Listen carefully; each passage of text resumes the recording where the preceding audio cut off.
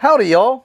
Thank you for joining me today for me working on the rest of my list for my top 100. This is going to be number 85, right? That's where I left off. Sorry. Yep. 85 to 70. I just finished doing the other 15. So going into the next one here. So voice still also a little bit cracky, but I'm really just doing this video for multiple reasons. But the main reason is I want to be able to look back and see what I had to think or what I thought about a certain game. That way I can see if it's the same thing I feel or think about that game whenever I'm looking at them from year to year. Because, I mean, I've already been doing my own top 100 list for years now, ever since I saw it started, people doing it on YouTube, like Dice Tower and whatnot. I just started doing it for my own self, just so that I could always be doing it. And then once I opened my own shop up, I just started doing it to be able to see what of my games were the games other people were enjoying and whatnot. And that's another reason I kind of want to do this video is I'm hoping that if you are watching this video and you find something that you like, and if I happen to mention something, or if you see something that you're interested in and maybe it gives you a little bit of a look at it, it'll be something for you to introduce new games to you, or maybe ones that you didn't know were out, or ones that you didn't know existed. Most likely if you're in the hobby though, I don't see any of my games all of a sudden being a game that you just don't know exists. But it's a lot of little other reasons too, but those are the main reasons. Really feels weird being on the camera talking about it, but just remember at the end of the day, this is my opinion on what the top 100 is. To each their own on what sets fireworks off, or as I always say, with my favorite games, what makes Yosemite Sam fire up in the air with both guns barrels blaring while I'm going off and doing my stuff. It's what I like. So this is just my own opinion. And when it comes to my list, actually, I'll admit I know what my top 10 are, but I haven't actually looked at my list yet. As far as like, I did this with Pub Meeple. Usually every year I'll do it with 2 cards and do comparisons. It takes me months to do it. And then, like last year, I wanted to make this video already just for myself. And I realized that last year, it took me so long to make the top 100 list that it was already most of the year over before I even made the list. And so I'd be talking about last year's games that I played before I even done it. And that's another thing also. If there's anything I haven't played yet, I stop adding games to what's going to be into my comparisons on December the 31st, or really January the 1st of each new year. So there may be games that came out last year, but I didn't get a chance to play them until this year. So if so, they won't be on my list yet. And I'm just going to be telling you these, and I'm going to do 15 for 4 videos. And then when we get to the top 40, I'm actually going to collab with another customer of mine or a friend of mine that I play board games with. And he has his own YouTube channel. And since we have differences in games and opinions, I thought it'd be cool to go ahead and do a little collab with him at the shop. And we'll set that up for the top 40 and reveal ours and talk about the games we like. That way you could see maybe a different opinion and whatnot. But enough jibber-jabbering around. Let's find out what's on here. I've already saw some surprises. Like I said, because other than my top 10, I haven't really looked, so I kind of know what should be in my top 100, because I know what games I like a lot. But I was surprised to see a lot of games that were, where I thought were in my 50s, they were down in the 90s, and I can kind of see why. And that's another good reason I wanted to make this video. It's a way of me looking at the way the games are rating and what I really do enjoy about the games. But the other part is I just want to do the video. And like I said, hopefully introduce you to a new game that you might want to try out or whatnot. But like I said, without much ado, let's jump into it. So the first one we're going to start with is my number 85. Been on my list ever since I played it. Before I even opened the shop, I played a prototype copy of it that somebody had just played up. Secret Hitler. I love this game. I try to put it to the table as much as possible. This is probably, we'll see if I may be wrong, this is probably my favorite social deduction, just true only social deduction game. I feel like this does what a lot of the other ones do. This does well what a lot of the other games do not do well. And that is, if somebody slips up and accidentally reveals that they're a bad guy, or a red versus blue, and they reveal they're a red, or even just giving you more interaction that's not just sitting there talking just for the sake of talking. I feel like this game allows you to be able to hide it a little bit more, but also have a lot more interaction than just guesswork of, well, I trusted this person, but I didn't trust this person. And now we figured out that was wrong, but we didn't have time. This game feels like you have time and you have ways to figure out who the red is and take them out, or make sure they're not part of it anymore, or even the other way. So I feel like this can go both ways. I've seen it go, and the nice thing is it's fast, and I feel like you can get a lot more interaction out of it than you do with probably spoiler, they won't be on here. If you've played with me and you've talked to me before, you know I don't like them. I hate Resistance. I feel like there's just not enough time in Resistance to actually figure out anything. There is, if you want to sit there and just talk just for the sake of talking, but I feel like there's not enough turns or enough things that can happen, or it's real easy for someone just to throw the game in Resistance. And I'd rather play Secret Hitler. And then even in regards to other games that I know that have that hidden roles, social deduction in them, I feel like they're too long in some regards too. And I feel like Secret Hitler meets that medium. And it's also an easy game to be able to put to the table for people that don't play those type of games, because everyone can get behind wanting to shoot Hitler, and you can do it. So I mean, I just think it's probably my favorite social deduction game out there.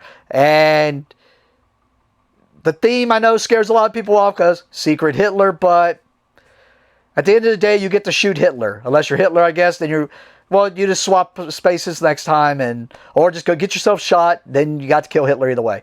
So, I mean, end of the day, great social deduction game. I think it just caters, especially like if a new person becomes a red. I've seen that so many times in a social deduction game where a new person is a traitor and now they don't know how to do it. Like they're going to mess it up and they're going to lose the game for their team. This feels like they can't do, even if they mess it up, there's a way for them to get out. And the other games just don't offer that. And I feel like this is just a lot more newbie friendly to the hobby, and also could just be played quick. You can knock a bunch of them out. Just a nice little simple game.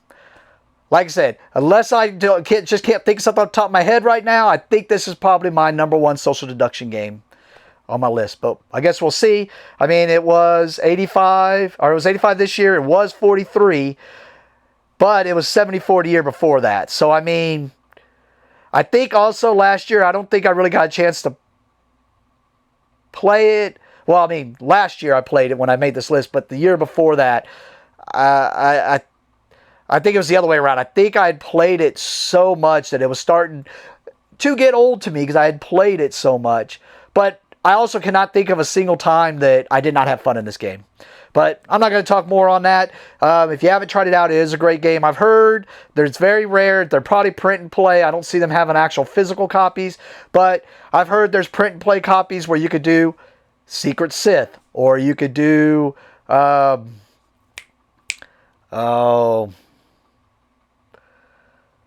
Sorry, my brain's just not working right now, but I was trying to think of Harry Potter, the bad guy, but I've heard there's a copy of that out there. Yeah, my brain just don't want to work. I'm sure I'll remember it sometime halfway through this list, but I've heard there are print and play various copies out there, so you might go check that out. But Secret Hitler, number 85. My number 84 has actually been on my list for quite a bit. I actually want to say, since the get-go, it is a deck-building game. It is Core Worlds. It's it was 84, of course. It was 64 the year before that, 75, 91. So it was moving up, and now it kind of went down. But I think it's not so much that it went down. I think it's just because of the way I did the list this year, we're seeing true numbers of where it really should have been at. Whereas when I'm doing the cards, since it does take so long to do the cards, it gets to where, in my mind, I start just putting games where they should be at instead of where they probably really should be at in the comparisons. And like I said, I don't know if I remember if I said it at the beginning of the video, but when I did the Pub Meeple thing, I did it 10 times and went with an average. That way, if there was any outliers, we could kind of see where it was at. Core Worlds is a great deck building game. It's especially for people, I always recommend it to people who aren't fans of the deck building game per se, because to me this feels like a little bit more strategy, especially with the expansions, because you got the guilds and stuff like that. I'm not really say strategy, but it just feels like you're doing a little bit more than just buying card, put it in your deck, because this actually makes more sense on what cards you want to put into your deck or when you want to go attack for certain planets.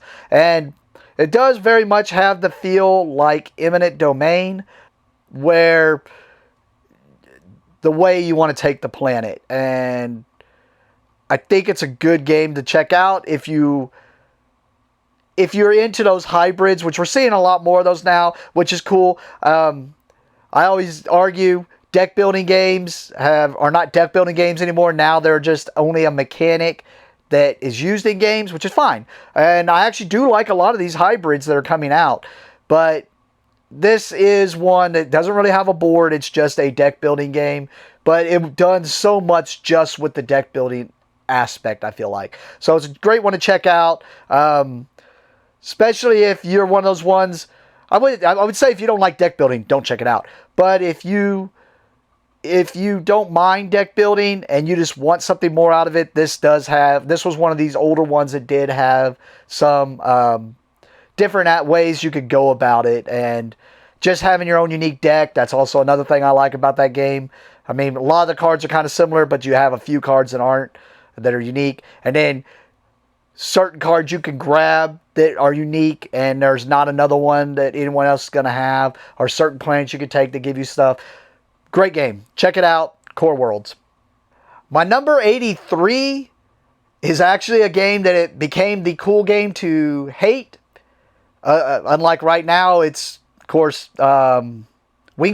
Wingspan's the cool game to hate. Everyone just wants to hate on it.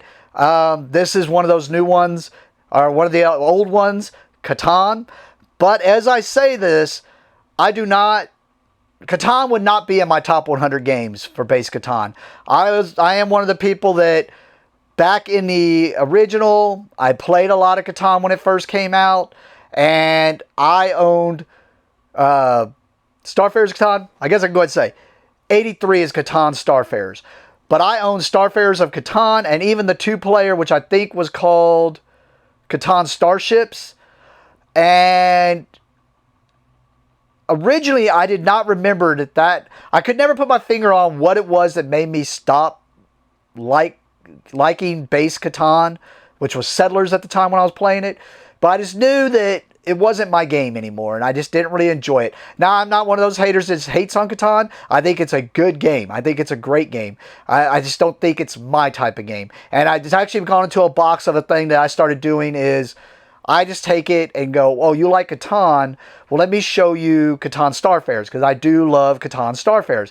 Because once they reprinted this, and I replayed it, because I stopped playing my Starfarers of Katan because the ships would break. But, and if you played it, you know what I mean. You put your ship together, and that shows you your stats and what you could do, basically, on the board, is movement and stuff like that. And I always thought it was just, maybe I just didn't like Katan anymore. But then when I replayed Katan Starfarers, it opened up everything and reminded me that's what it was. When I played that, it just felt more like a complete Katan to me. It felt like Katan with expansions, and I could do more stuff. It felt like I didn't have to worry about somebody building a road and cutting me off. It felt like there were so many other options I could do, other ways to go for victory points. And then if the dice ain't coming up, in Catan Starfarers is, if depending on where you're at in victory point wise, you get random resources. So not only do you get your resources for your where you have your colonies built, and I might be wrong on colonies, I'm just wherever you have your thing built for the numbers, when the dice roll happens, but on your turn you're going to get some random if you're not already winning, of course, because the higher points you are, the less resources you're going to get, but you get some random resources. So it makes it to where it's not just dependent on the dice. And there's other ways to go. You could go fight pirates to get to get your victory points. And then you had also this little, yes, it's a little bit convoluted with the way the ship works and these little beads that come down in there and give you your movement. And if you hit a black one, you have a special encounter, and the person to your right's going to pull a card from the encounter deck, and they're going to read from it, and they're going to make you have to make a choice. And even some of those choices, even though you sound like you're making the best choice, could be the worst choice. Like, oh, somebody says that they're broken down or they're out of gas, and they want to know if you'll give them some of the gas cards that you need. So you give it to them, and it turns out they were space pirates, and now they're going to attack you. Or it may be a prince, and you saved them, so they're going to give you half a victory point. To me, that just felt like a more complete game to what I enjoy playing. So when I tell people I like Catan Starfarers, and that's where it would be at. Other than that, not to say bad, but Catan would not be in my top 100 other than Catan Starfarers. And that's with that addendum that it is Catan Starfarers, but I also am not going to rate those as two separate games, because to me, they are the same game. They just have a few differences. And I usually look at, there's other games you're going to see when we get, if they should be my top 100, but there are other games that when I was comparing my top 100, if they don't have more than 3 differences, or at least 3 differences, unique, distinct differences, not just theme and whatnot, then I consider them the same game. And that's why I feel Catan. It's roll dice, get resources, build stuff. I just feel like I like the option of building a trade ship or building a colonizing ship. Do I want to go get victory points? Do I want to build rockets so that I can move my ships further? Or do I want to build weapons so that I can go into more combat? Just a more complete game to me. And doesn't really add that much more complexity, in my opinion, because when you look at it, if you played Catan, when you look at the stuff you build, literally when I'm talking about the rockets, and it's complete comparisons. Like the rockets for movement equal your roads, which is your movement to build. So check it out. I do know it's a little bit more expensive because it does come with a lot more plastic, but Catan Starfarers is my number 83, and it's what keeps Catan in my top 100. But really, it wasn't until I played that it did move my top 100. Before that, Catan was not in my top 100 just because, like I said, I just never could put on it why I didn't like playing Catan anymore. But then once they reprinted this and I played it, instantly remembered how much I enjoyed Catan Starfarers, so it popped it into my top 100. But enough talk about that. I know that was a long talk, but I'm sure there's going to be at least something else on my list where I'm going to have to go through that same talk, and I don't want to have to go through it all again. But anyways, 83, Catan Starfarers. My number 82 is Caverna, and I know a lot of people, for them, this would be their Agricola.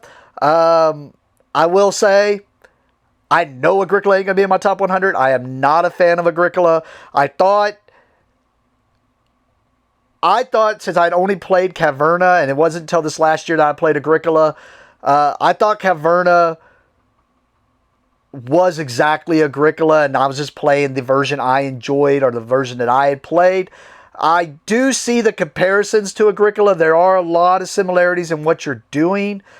I felt like Agricola was a lot more brutal and a lot more of one of the things I'd always been told, and I know I'm talking about Agricola instead of Caverna, but it's because I'd always been told that Agricola doesn't play, you don't get to play Agricola, Agricola's playing you, because no matter what, you're going to do what Agricola does, whether you want to do it or not. And I had heard that on the Dice Tower. from Z Garcia, and I didn't know what he meant till I played Agricola.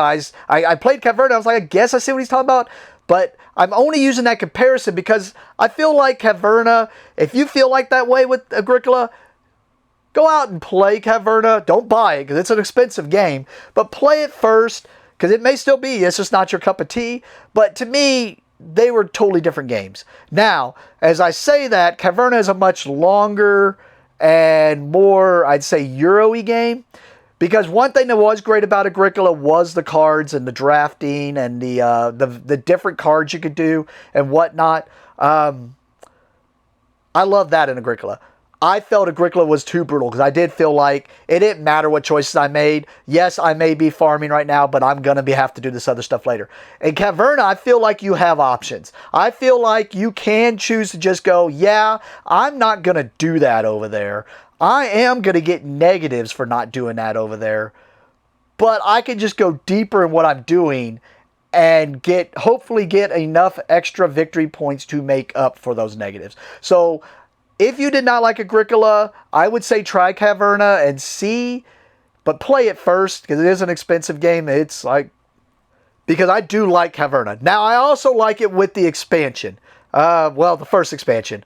I have not tried the second expansion, which just came out, only because it's a standalone expansion, and you can't, when I say that, you can't play it with the second expansion, and to me, it's not Caverna anymore. It's Caverna with tower defense, I guess. It's the way it sounds to me, because orcs are going to be attacking your farm and all this. It's like, wait, what are we doing here? I'll try it. Who knows? Maybe I'll end up liking it.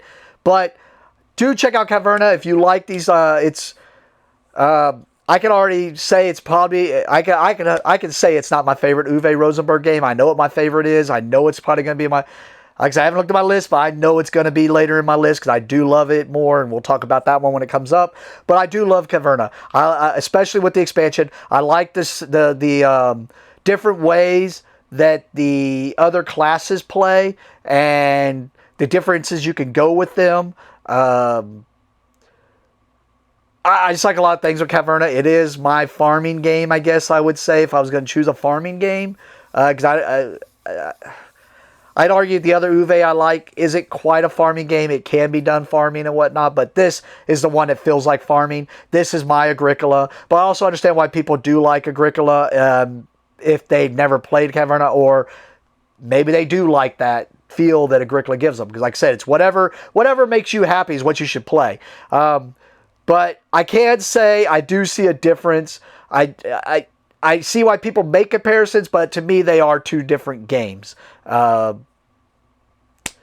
And I think they just have a few things that they copy, but the worker placement to me is totally different. The way the buildings are done is totally different. There's just so many differences that I feel like they are two distinct different games. But I can also see why some people who like Agricola like Caverna also, because they probably like something that shares in those mechanics. But it was 82 for me this year, 53 the year before that, 55 the year before that, 39 before that. So it was staying about the same, and now we're seeing it 82. I think it's going to stay in my top 100 because I do like Caverna a lot. I like a lot of things it does. So, Caverna. But number 81 is Taverns of Tiefenthal, and I know why it's probably gone down, or maybe it's just that Pub Meeple thing, putting it where it needs to be at, but it's 81. Last year it was 70. The year before that was 35. I think that might just be a outlier. I think the 70 is about where it's at. And I think a lot of this is, I like this game a lot. My issue is the base game, and it's not really an issue. The base game came with expansions, and I never even played with those. And I'm sure they would actually, they'd probably make this game go up for me. And now it just came out with a new expansion, and I haven't even tried that one because I haven't tried the original ones yet. So I think this one will end up going up for me. I do like Taverns of Tiefenthal. I love you build your own bar, upgrade the stuff you want to upgrade or can upgrade. I cannot think of a bad experience I've ever had with this game. Every time I break it out, people always enjoy it. And even if they even if they didn't think it was their game, they still enjoyed themselves, and it was quick. It was like, that was actually one of the things I would say if I had to say anything that I had to point out and go, I don't like that. I hate how quick it is, but I can also see why it's as quick as it is because it's another one of those games that ends just when you feel like you're just doing amazing. Like, my deck's doing all this stuff. I'm flipping over all these things. I got all these victory points. That's about where it ends. And it's like, yeah, you got your points. You're good. Taverns of Tiefenthal, great little bar building, deck building game. Also, like any of those tableau builders where I can look and see what I did. So now I can look and see what I improved on my bar. What I didn't is I'm looking down like I'm looking at it. I can look and see what I built on it. I can also see what type of customers I attracted. How much of the, I think they're called royalty, I collected or got into my deck and whatnot. I haven't even, like I said, played with the simple expansions where you have the sign-in book, and I think there's a bartender that does some stuff or whatnot. So I do want to play with those, see what it is. It's just, every time we break it out, there's usually a new player, so I don't want to pop in something new. I think I did play with the Schnapps one once, and I thought it was okay. Good addition, but I don't remember anything about it, so that's the only reason I want to say I have, just I might be wrong. But, yep, Taverns of Tiefenthal, 81. Not much I can really say about it because it's just a good game in general. My number 80 actually moved up to get into my top 100. It was 101 last year. It's Destinies. And I think that's just because I think it was I think this is one of those things where I'm into the storytelling games right now. That, and I think it was the replayability. And I think ultimately, if anything's going to hurt this, we'll see what the new Kickstarter they just came out with. It's supposed to have a lot more replayability and whatnot. And I know they have some fan-made stuff. I don't play fan-made stuff just because, unless it's like really backed or, well, even then, and we'll talk about this at another game of mine, I really just don't like fan-made stuff. And I get it. Fans, sometimes they can produce some really good stuff. And there's some good house rules and whatnot. But there's a lot of times, like, I always tell a story about Warhammer Quest, where back in the day, I would download so many characters for Warhammer Quest, and just before I started realizing the fans just, yeah, I remember downloading one, and it just did everything that everyone did, and it's like, so you just want to do everything, and that's my problem with fans. Sometimes fans, they don't see the balance that needs to be done into a game. And that's always the worry with me. So anytime I hear fan-made stuff, I'm like, I tend to like balanced stuff. But I love Destiny. That's enough bad talking about the fan stuff. I do think that's what holds this game back. But I think that was originally what was happening when it was 101. Because also, that was just a bubble. I was right there at the 100. And I think that was what it was. I was seeing that replayability of, I didn't really want to play a scenario I had already played, because I felt like I already knew where everything was. Now, granted, you still got to make the dice rolls. You still got to get the skill stats. There's a lot that can change in the game, and I get that.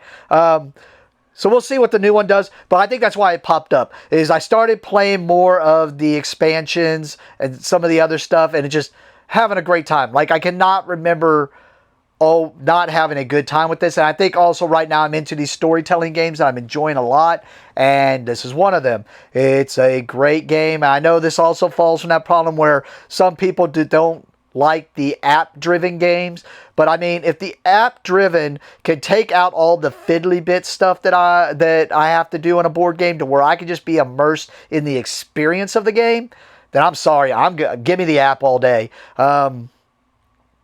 There's another game I'll talk about later that I just really think needed an app, and it'd probably be a lot higher for me. But if it's in here, it should be.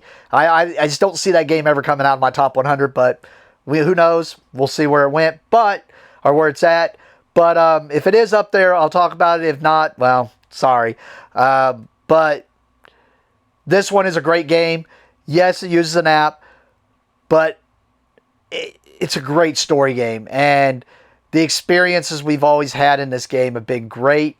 and having a lot of fun. So check out Destinies if you haven't, especially if you're into the storytelling role-playing games, because I feel like you can role-play these characters a lot. I remember the first one I played, I was playing the Noble, and I was role-playing him where he was trying to get his honor back. So I made my choices based on that, that I was going to get my honor back. So make my choices based on that and see how this plays out. If I may win, I may not. It sounds weird that it's an RPG competitive because it's about who can pull off their goal first, but it's a fun game. Check it out. Destinies. My number 79 is new to the list. I think this is the third new game to my list. I'm going to be curious to see how many are new that I played that got added to the list. But 79 is Beyond the Sun. This is one of those games, it probably would have been on here last year, but I sold my copy and then just never could get a hold of another copy of it. And then finally got one as a gift from someone. And when I played it, it was one of those games I knew just looking at it, it was probably going to be in my top 100. And sure enough, here it is. It's just a tech tree, but tech tree worker placement. And I love tech trees in games. So getting to play a tech tree, hence the reason why it's why it's where it's at. Because I do enjoy the game a lot. I haven't played it a whole lot. I played it, I want to say, at least 5 times. But hey, I know... if you should play, some people say if you haven't played it 5 times, it shouldn't be on there. I'm pretty sure I haven't played it quite 5 times yet, but I've enjoyed it every time I played it, and I still want to keep playing it. And I even played it at the beginning of the year, and I still want to play it. Like, every time I look down, I want to put it on the table. I'm sure I'll get to the table more, but that's why it's there. Great game. If you like tech trees, it's just kind of cool. I like the way that it randomizes the text and the text you can build to depending on which text you took. So it's just like building a tech tree in the game without having to do all the stuff. You're just going to be worker placing to build on the tech. My number 78, I already kind of made hints at it, I think, on the last video. I don't think it was on this one. Let me check. It was not on this one. It was on the last video. I already made hints at it. I kind of figured it would have to be. I'm going to make a comparison. It's Dinosaur World. I'm going to make a comparison, but it's not really, it shouldn't really be compared. And I think the problem is a lot of people are comparing Dinosaur World to Dinosaur Island. It is the same theme. You do a lot of the similar same things, but to me, they're 2 different games. Like I can point out many differences right now. In Dinosaur Island, yeah, you're laying out a tableau, but in Dinosaur World, you're building a grid, and that grid, you have to be able to move down it. You don't care about that in your tableau on this other one. Also, the more you use an attraction in Dinosaur World, the less points you get. Dinosaur Island, you're just going to get those points no matter what, and those excitements no matter what. Also, Dinosaur Island has hooligans and stuff like that. You don't have that in Dinosaur World. You get to build, you get more openness to how you're building in Dinosaur World, whereas you don't really get that in Dinosaur Island. So, I mean, I can go through comparisons all over the place. I feel like they are 2 different games. Hence, but I do think that is what affected my Dinosaur Island a little bit and brought it down a little bit, is because of Dinosaur World.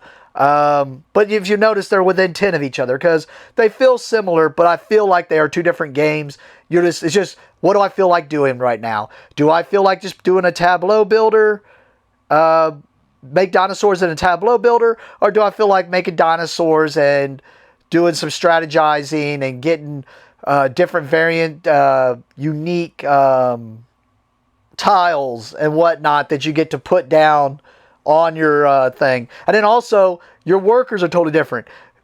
So, Dinosaur World, I do like it. I like it more. It is more my style of game. It is more my trying to getting that uniqueness that I feel like you don't get a lot of uniqueness in Dinosaur Island without the expansion. The expansion does add a lot of uniqueness. But Dinosaur World, I just feel like lets me do more that feels different from your park than mine. One thing I do like more in Dinosaur Island, I know we're talking about Dinosaur World right now, one thing I do like more in Dinosaur Island, I just couldn't say it before in the Dinosaur World, is while it's cool that your workers do something different in Dinosaur World by the color of workers, I kind of don't like that. That gets my. I don't get AP a lot in games. That one really gives me AP to some extent because I'm always like, oh, I need to use this, save this worker for this, and this worker for this worker for this. And I even find myself already putting them on the tiles to go ahead and go. And people are like, oh, that we're not at that step yet. I'm like, yeah, I'm just making sure I have the workers I need to do this so I can see what workers I have left over so I can go do this. But I also feel like it's a little more forgiving and you definitely see more deaths in Dinosaur World. But yeah, I do like Dinosaur World more. It was 55 last year. It got 78 this year. I am curious. Where was Dinosaur Island at last year? I know I said it in the last video. So this is where Dinosaur Island was last year. So this took the place of Dinosaur Island and kind of just moved it down for me because I still like Dinosaur Island. Like I said, I know people compare them and say they're the same game. To me, they're apples and oranges. They're both fruit, but different types of fruit. And I'll firmly feel that on this game. So if someone tells you already have Dinosaur Island, don't play Dinosaur World or don't try it, it's the same. No, try them. Now, if you like Dinosaur Island, you're probably really going to like Dinosaur World. I haven't seen anybody who just doesn't like one or the other yet, but I'm sure that'll happen. But great game, especially if you want a little bit more strategy in your Dinosaur Island, then go check out Dinosaur World. It's probably going to be a little bit more your cup of tea. My number 77 is new to my list also, and I don't want to say anything bad about this game. Endless Winter Paleoamericans. This was my most anticipated game. I went on a Kickstarter craze the last 2 years and I think this was my most anticipated one. This was one I was waiting, and I was I don't pay attention to my Kickstarters. Once I back it, and I may end up missing some pledge managers because of it, I just don't pay attention anymore. Because I just, hey, I paid for it. It's going to be on its way, hopefully. Or I just wanted to support that project because I wanted to see it become something. And yes, I would like my copy, of course, but at the end of the day, I'm patient and I'll wait for my game. This one I wasn't. I was really looking forward to this game. It had everything I like in games. It had deck building. It had, I guess you could say tableau building, or I think I say tableau building, more that thing where you're removing stuff off of your board and putting it in other spots, and because you do that, you can do other stuff. And I guess it's got a little bit of tableau building because you can bring some victory point stuff over. I like the way you can do so much with your few workers that you have, and it makes a big difference on which actions you take before someone else does, because you get it at a stronger effect, or because of your deck you can make it stronger. I like the way multiple ways you can go about victory points. It just has so many things I wanted from a game. And I felt like it does all that very well. Maybe the expansion will fix it. I just don't see it because I see what the expansion does. And it's in my top 100, so I do like the game. I just don't think it hit. I think I had too much expectations. I think my expectations were too high with too much stuff going on. And I just did not feel like the mechanics meshed well.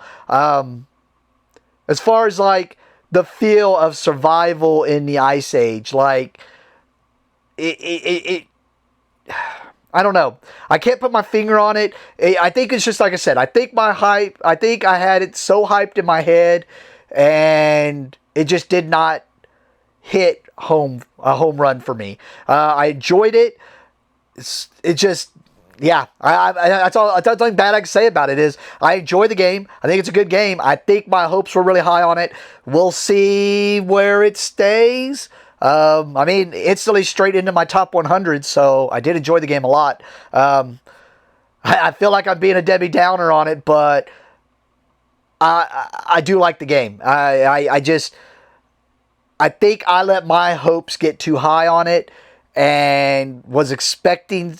I think I was expecting something different than what it ended up being. And that's not on me. I mean, that's not on the game. That is on me, I meant to say.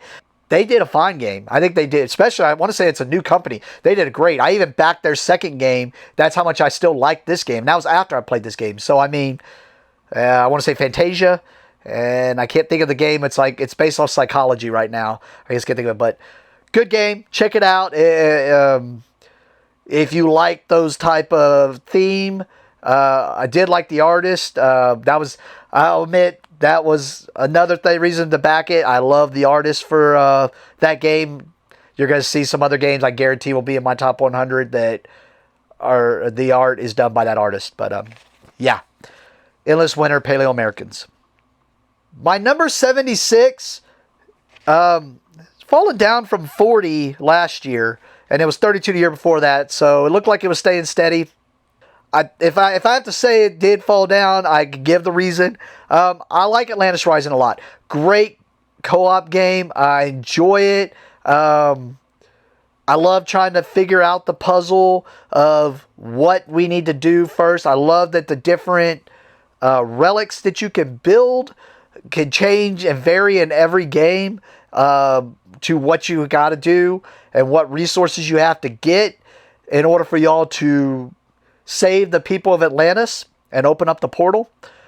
I'm really anticipating the expansion coming out, Monstrosities. It hasn't come out yet. I haven't got to try to play it yet. I'm still, every time I break it out, I enjoy it.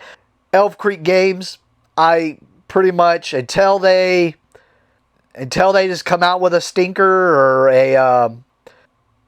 one thing I can always say about Elf Creek games, you buy an Elf Creek game, man, the components are amazing. And this was I want to say this was the first Elf Creek game I bought.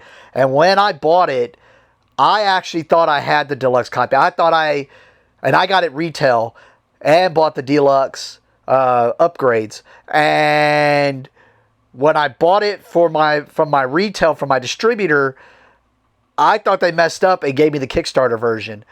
And then I opened the deluxe components and was like, okay, no. And we saw that with Honey Buzz on the opening, which is on this channel. And what's the other one? Merchants of Dark Road. And I can say that about them. If you want great components for a game, Elf Creek, I mean, great. I feel like I never feel like I don't get my money's worth out of an Elk Creek game, at least in components wise. And even then, I enjoy, I want to say every Elk Creek game I've played, I've enjoyed. Curious to see if the others stayed on here, because Atlantis Rising coming down this low, this used to be my favorite.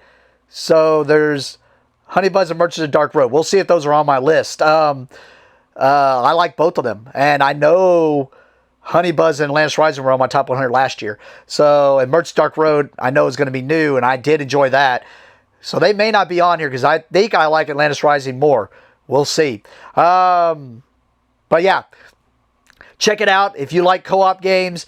It's worker placement co-op, but it's worker placement in the regards of y'all get to move things around and decide where you want to worker place and problem solve and puzzle solve and try to figure out the solution of how to save as many people as you can while they're burning down the library or the island is flooding and people are rioting. And yeah, great game. Check it out. And I can't speak any more highly of how great Elf Creek games are for their components. I think I even have 2 more of their Kickstarters I'm waiting on. Might be only one. I think the other one I've been waiting on the Kickstarter to come up, but I can't think of it. It has to do with a grid and laying it out and stuff like that. But yeah, Atlantis Rising, number 76.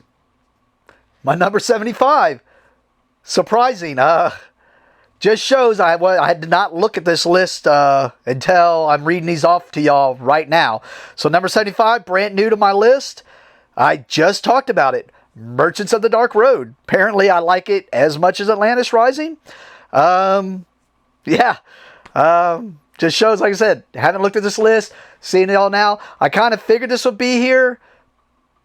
Be curious. Because I'm pretty sure I don't like... There's no way Honey Buzz would be higher than these. I like Honey Buzz a lot. I don't really like the market manipulation of it. And But anyways, that's not talking about Merchants of Dark Road. Let's talk about Merchants of Dark Road. And if that Honey Buzz shows up, that's subject for another day. Merchants of Dark Road. I do see what some of the failings are. People say on it. They say it's a little clunky. And it's just going around in a rondel. But once again, blown away by the components. I can 100% say I know the biggest thing I love about that game. It's so silly that I love it. But your victory points are the money you make. And the money is, especially if you get the deluxe components, the money is kept in a little coin purse and your satchel, or your little coin purse satchel. And yeah, you got your money in there, and just the idea of like you can look in there and see how much money you have left over. And the coins are beautiful. Some of the most beautiful coins I've seen in the game. Like I said, the component quality from Elf Creek Games is just amazing. Like, I never feel like I don't get my money's worth out of them. Now, I think the coins in the coin purse did come with the deluxe, but even the base game, I remember doing on the unboxing, opening just the base game and not even looking at the deluxe stuff yet, and just showing the stuff that the quality and the artwork on all these on the game is just amazing and beautiful.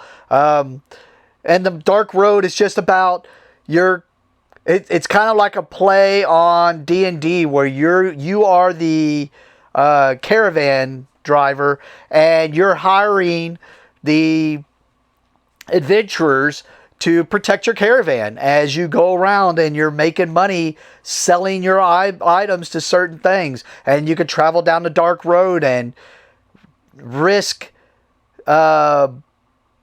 losing stuff, but you could get bigger items which are going to sell for more. But you're hiring these caravan people that want to be delivered also, so they're taking on the hiring to protect you, but they're also being delivered. So it's just a cool little game of trying to figure out the rondel. And I see the clunkiness they talk about, but I think it's a solid game. And then, like I said, the component quality is beautiful. The artwork is beautiful.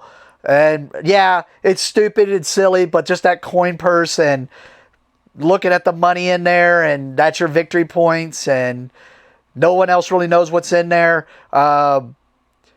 It's what made me think about another game that I know is not going to be on the list because I haven't played it until this year, Scarface. It made me think about the way I want to do on Scarface and go put the money in a bag and get money bags instead of having money hidden behind a screen because of that little thing.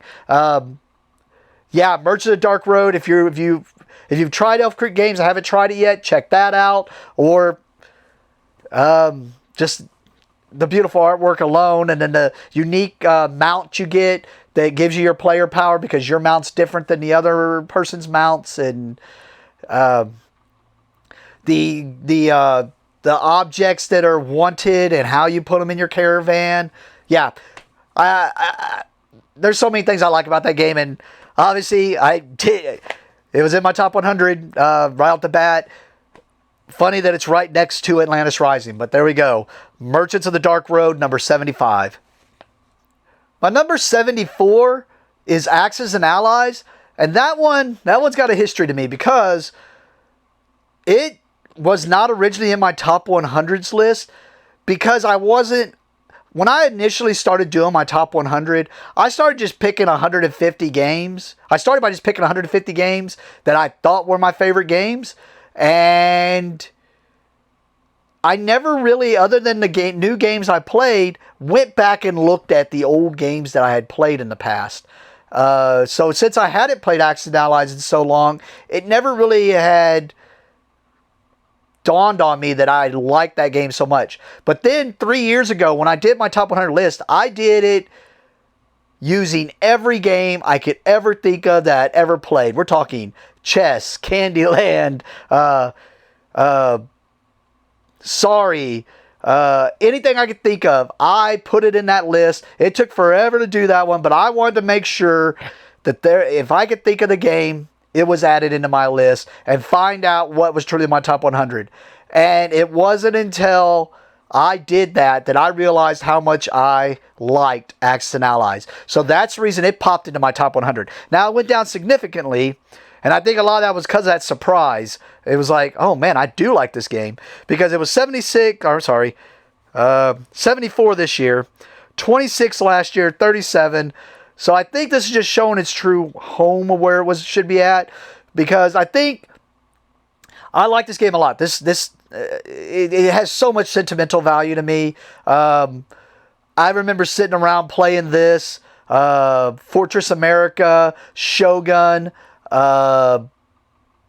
just that whole line of games. And I loved Axis and Allies, and I just don't know why I never thought about it. And I even gave away my anniversary copy, not realizing how much it was worth. And I still want to get another copy. I'm hoping Renegade Games just got the rights to print Hasbro's games, and I'm hoping they'll reprint the anniversary edition so that I can get a copy of it. If not, I know I'm going to go out of my way and just buy an anniversary copy.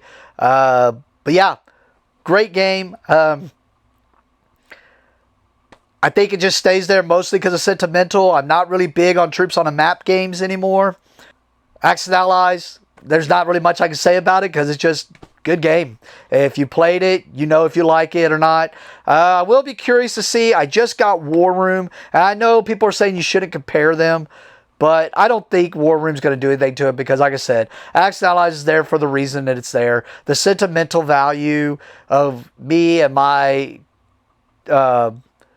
childhood friends sitting around playing Axis and Allies, or even breaking it out as a teenager, or even in my 20s playing it, and even just playing it last year, it was fun. I still enjoyed it. Wasn't as good at it as I remember. I tried to play the Russians, did not do well, but Axis and Allies, great game. Definitely will probably stay in my top 100. I don't know anything that's going to just knock it out just because of sentimental alone, and good game.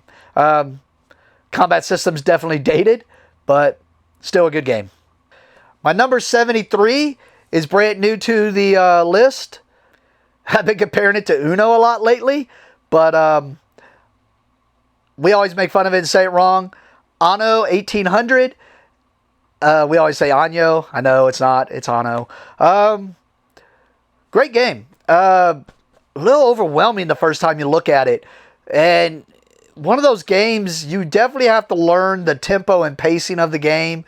And one of those games, as much as you want to try to push for that end game, and if you haven't played it, it's all about, the game ends when somebody plays all the cards from their hand by building, or I guess builds all the cards from their hand and gets them into play. That triggers the end game. But as much as you're doing that, you're having so much fun seeing what you can build and what you can put out into your tableau, which, once again, why it's on my list. I love a tableau building game. And it's so simple the way they just do the resources. Like, instead of worker placing and getting the resources and having to hold them over here and then spend those resources to get something, you just go ahead and worker place on the spot, and that's getting the resources. Like, oh, I need soap and, I don't know, soap and beer. All right. I place a worker on the soap and a worker on the beer, and now I get to do that. I get to build that. Or, oh man, I don't have beer, or I don't have soap, but I have beer. I have a trade thing. I can use the trade thing and get beer from Shannon over here, and Shannon is going to get a gold because I traded with him. And now I got my card, he got gold, and I still got to build my thing. So simplistic, so simple. I've seen people that I figured that game would be too complicated for, because just looking at it, I figured they wouldn't like it, and then they go and they start playing it, and they end up enjoying it, and they want to play it again. Definitely a surprising game. And I hadn't played the computer game, or I think it's a computer game. I know it's a video game. I hadn't played it before, so I had nothing to compare it to. I kind of figured it was going to be something I would enjoy. I kind of figured after playing it would probably make my top 100. I enjoyed the game a lot. I even went out. Now, I did go out and I replaced the It just comes with wooden bits as the workers, or wooden cubes. I wouldn't replace them with the cracked ice. Cracked ice gems here that I use for everything. And yeah, great game. Like I said, it takes a little bit to learn. You don't have to build everything. You only got to build everything on your hand or find a way to get rid of them out of your hand. Great game. Check it out. My number 72, and I'm going to catch some hate from something I'm going to say about it that I am one of the minority on, but my number 72 is a Ryan Lockett game. It is City of Iron. This was my first Ryan Lockett game that I'd ever played.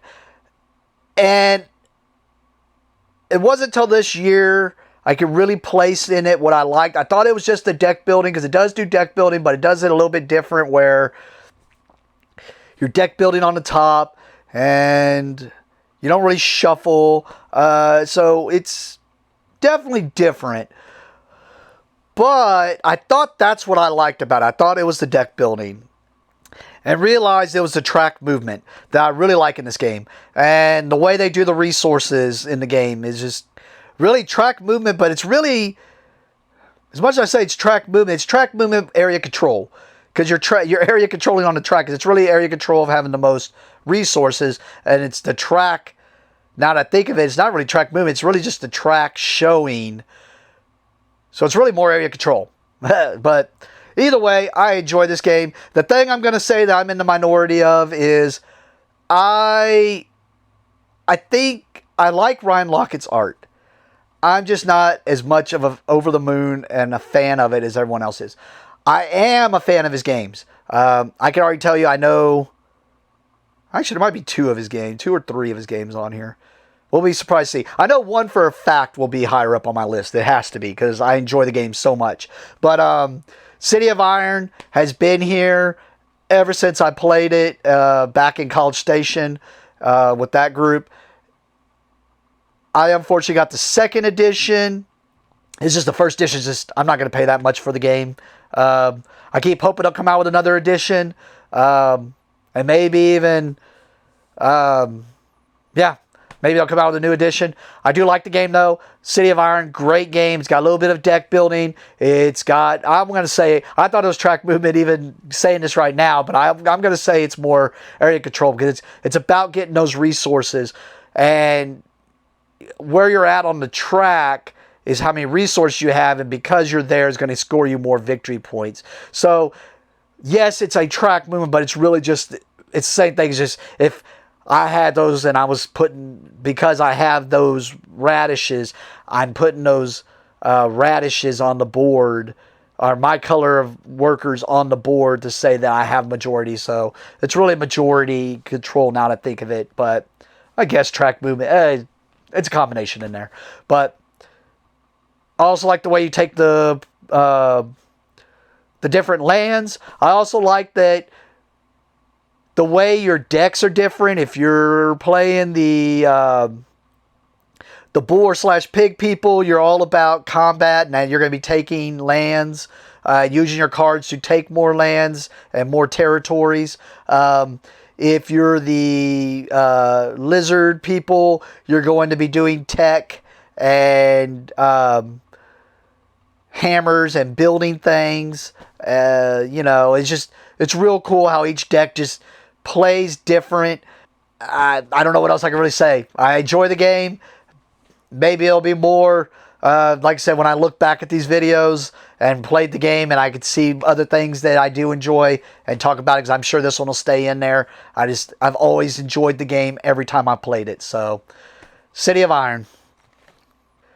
And the last one I'm going to talk about for this video, and probably the last one for the day, because my voice is just not holding up.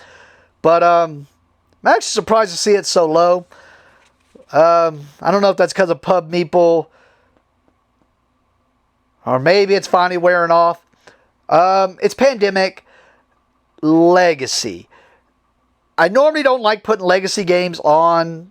I put them in there, but I also realize that the Legacy games are only going to be there, and then they're just going to slowly dip off. And as I say this, I think Pandemic is a great game. I think it's like when people are looking to get into board gaming and they need a co-op game and they've never played any others, this is one of the good ones to put them into is Pandemic. I feel like they can go to Pandemic Legacy and do fine. I was never a huge fan of Pandemic. I owned it for years. I got rid of my copy after playing Pandemic Legacy. So I realized at the end of it, I have Pandemic with a bigger board. Yeah, the board's written on, but the stuff that's written on and the stickers can be removed and all that. So really you're buying a copy of Pandemic and you're just paying extra for the experience. And that experience to me is amazing. I have played through Pandemic Legacy, I want to say 6 or 7 times. Yeah, the story doesn't really change much. Now, every time I played it, it's usually with a group of new people, and I never make the final in-game decisions. I usually walk away from the table, let them make the decisions, and then if they are something they want to give me, or if there's something that they ask if I want, I'll look and see what's available after they get some stuff. That way they can experience the game. But I think that's what makes me enjoy the game even more when I play Legacy, is because I get to experience the whole story again and the ups and downs in that story all through those players' eyes as they're experiencing that story. And I can say Pandemic would not be in my top 100 if it wasn't here. It's here. It's now 71. It was 37. It was 14 before that. And then it was like 20 before that. So it was steadily staying there. I figured there's no reason not have it in a Legacy game there. All I know, as long as I understand that at the end of the day, it's going to be slowly moving down as the experience wears off. And we are about 3/4 of the way through Pandemic Season 0. When I said I played Pandemic Legacy all those times, it was Legacy 1. I have not played number 2 yet. We were 3/4 of the way through 0 for one of our guys just wasn't having fun. So we're looking to either have someone else fill in or figure out if we want to go on without him. And just do a 3-player. But that was a much harder game and a different game in my opinion. And I do like Pandemic Legacy 0. I still think I like 1 more. But yes, I feel like it takes Pandemic and just the story alone. I'm not going to spoil anything. I'm not going to say anything. But just the story alone is worth it. And yes, I get it. Even if you're going to rip up cards, it's worth it in my opinion. And I think, like I said, the first time we did it, and I regretted it once we started doing any others, and it's not because I wanted to be destructive or anything like that. To me, you're not paying for that game so you can play it again afterwards. You can if you want to, but if you already own Pandemic, there's no reason for you to do that because you're going to have a better board and you can just play with your old cards. That game, you're paying for the experience. You're paying for that story. And I get it. People don't want to take a chance. They don't want to. They want a game for its replayability. In that case, don't tear up cards. It's fine. Still take your chance with this. The things you're going to marker on, that's fine. You can marker on them. It ain't going to matter. You're going to put stickers. Stickers can be removed.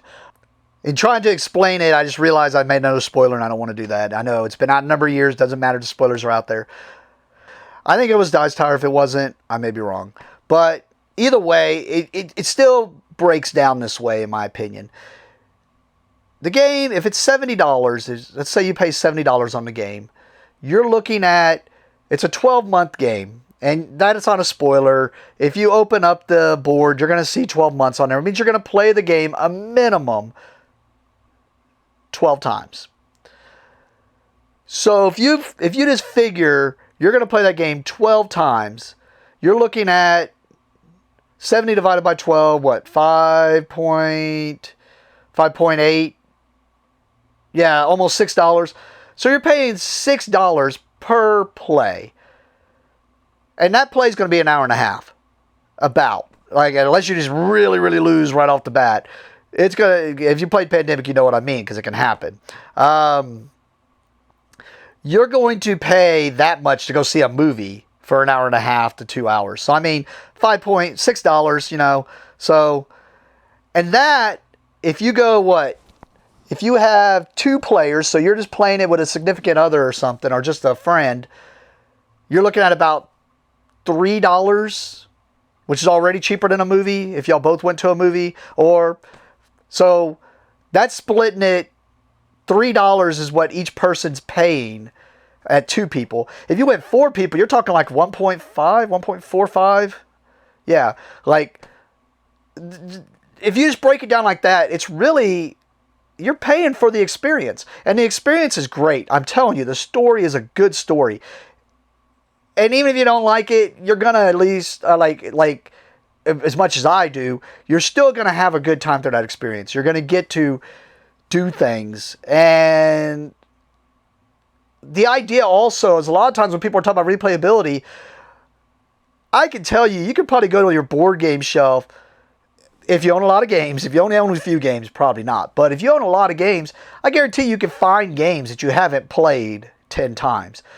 You're going to want to play this through, unless you absolutely hate it, but you're going to want to, especially if you paid that much money, you're going to want to play it through. So at that price, you're really playing through a great experience, or just a one-time experience for a good price, at the price of entertainment, you know, as if you went to go see a movie or something like that you took a chance on also. So, and that's the way I look at that, is I look at that game as you're playing a character as if you're going through a TV show, and each month is what episode that character's in, and what's going to happen, and how you got to experience that month. And Zero kind of plays out the same way. It's different. Don't want to spoil, but it's different because it's more about CIA spy type stuff. But yeah, either way, I could talk about this all day. But that's what my number 71 is. It's a Pandemic. But it's because it's Pandemic Legacy with that addendum, just like we talked about with Katan and an addendum. I kind of figured this was still going to be in there. This is the game I was thinking of when I said there's with an addendum, this will be there. Actually, I can think of one other one that will probably be up there. We'll see. But this is the one I was thinking of because Pandemic, I do not enjoy the base game as much. But I fully recommend people try the Pandemic Legacy, especially if they like Pandemic. I fully tell you should go play Pandemic Legacy. I don't think you need to play Zero. If you want to, you can. But I think if you like Pandemic, you should definitely play Pandemic Legacy Season 1. It is a great experience. I think it'll be one you'll enjoy. But with that, I'm going to stop off here and reveal my next 30 when I get some more free time. And then eventually build up to the collab with Jamming Outdoors, Brian Absher. But hope I was able to show you some games that you might want to play or try out, or some games that you may have forgotten about and you do enjoy and want to go out and play them again. Or you may disagree with me, and hey, to each their own. I don't fault anybody for liking the games they like. I mean, it's whatever you like is what you should. But anything that helps people want to play more games or get more into this hobby, I'm all for. And I just, like right now, I'm experiencing it right now with some people who have just joined our group, and they love the games that I've been putting to the table for the most part, and seeing the joy that they're getting out of some of my games personally that I know other people don't enjoy. That I get to try it out, see if, as I'm reading them and trying to figure out what games they enjoy, but then I find out they enjoy it, and just seeing the enjoyment and the light in their eyes as they find a game that they like, and also me reading them and figuring out, okay, you like these type of games, so let me show you this, or you might like this, and it's always fun, and I love doing that. It's a